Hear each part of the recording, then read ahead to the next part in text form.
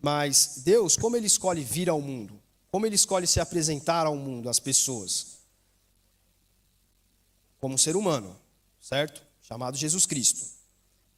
Escolhe vir ao mundo, o que eu estou dizendo, vir mesmo, materialmente ao mundo.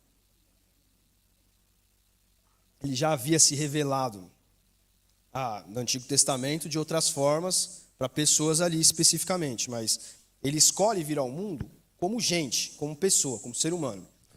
E Jesus, Ele não aparece no mundo aqui como lá o Mr. Bean, não sei quem já assistiu o Mr. Bean, vê o comecinho lá, a vinheta, Ele é jogado no chão, Ele aparece, para dizer que Ele é uma espécie de ET. Jesus não apareceu dessa maneira no mundo.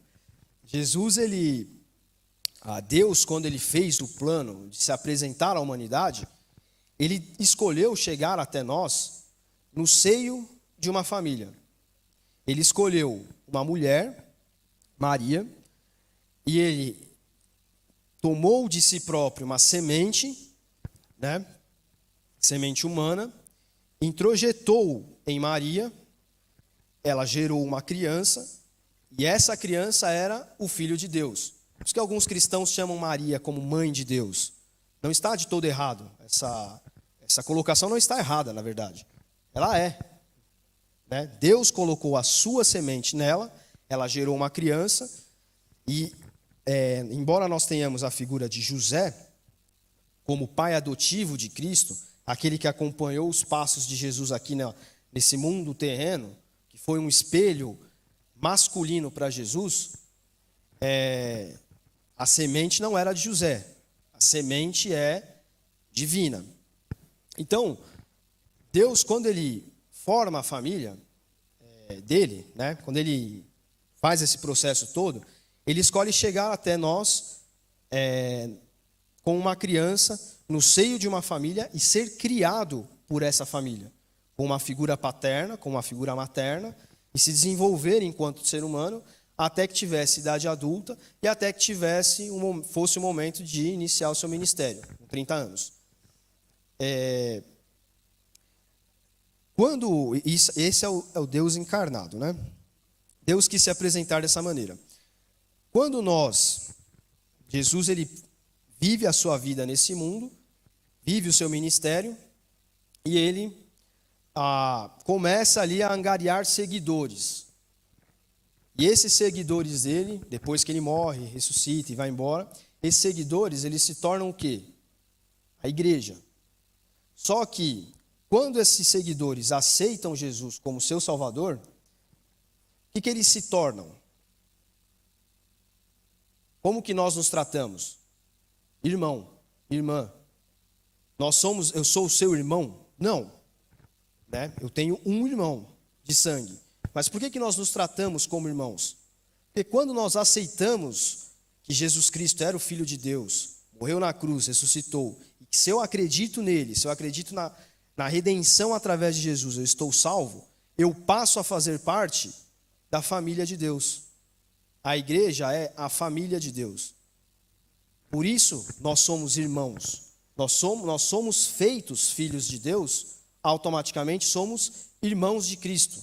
Irmãos adotivos, digamos assim. Jesus é o nosso irmão mais velho. Então, perceba como uma coisa está ligada na outra. Deus escolhe chegar até este mundo por uma família, Ele anuncia a sua boa obra, as pessoas entendem aquela boa obra e aceitam, não todas, algumas. Essas pessoas que aceitam, entendem e querem ou optam por seguir a Cristo, são feitos irmãos dele, passam a fazer parte da família de Deus. E quando Jesus estava aqui, o que ele falou para esses seguidores? Vocês são meus agentes nessa terra. Vocês são os meus comissionados. Eu até trouxe aqui a definição do que é ser comissionado. Comissionado é alguém que tem uma tarefa temporária a ser feita. Por que é temporária? Porque nós estamos de passagem nessa vida aqui, nesse corpo.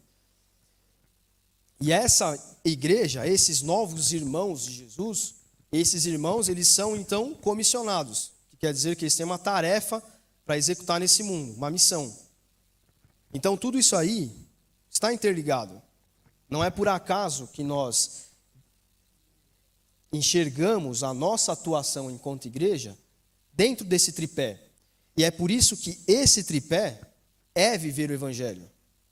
Viver como igreja, como família, e exercer o seu cargo comissionado. A gente ouve muito isso na política. O que é o cargo comissionado? É uma pessoa que tem uma tarefa a desempenhar em determinado lugar por X período de tempo. Se é numa Câmara de Vereadores, por exemplo, 4 anos. Ou até que o superintendente dele ali tire ele de cena, né? Então, isso é viver o Evangelho. Por isso que, quando as pessoas falam, eu não vou à igreja nenhuma, eu vivo o Evangelho na minha casa, eu faço as minhas orações, isso é bem do brasileiro, faço as minhas orações, ou eu cultuo a Deus de casa mesmo, etc.